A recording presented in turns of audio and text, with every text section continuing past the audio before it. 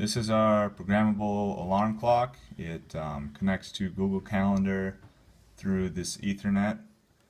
You can view the alarms by hitting the alarms button and go to view alarms.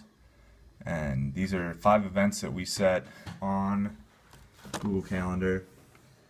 Event 1, 2, 3, 4, 5, and then hit exit to get out of that. We also have a timer where you can set a timer. Set it for 5 seconds or 55. You can cancel. Let's try it again.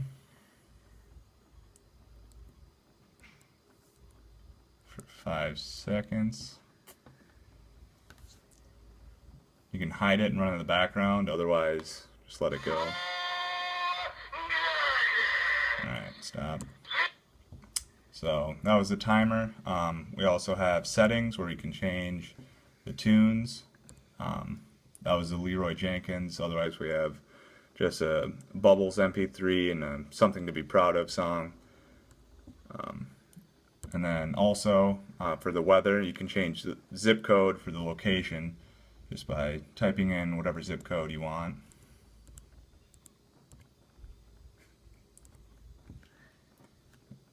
And then hitting the weather button, it'll get the weather and then suggest clothing. You can create an event, end of our video, set it for 51.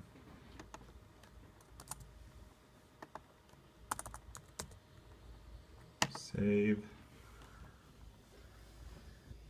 Alright, 5 seconds until the alarm goes off.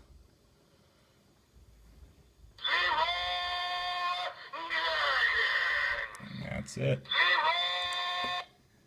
And at the end of every minute, it just gathers the schedule, and if there's an alarm, it sets it off.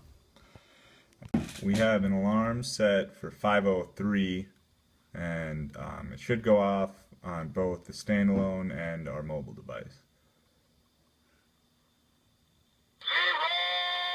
This is a standalone, and then over on the mobile device we have a vibrating circuit, but it also goes off.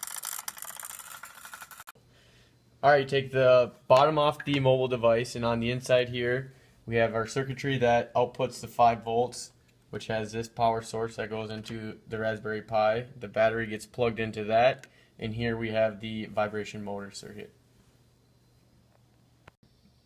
When you take off the back plate, you can see the insides of the alarm clock.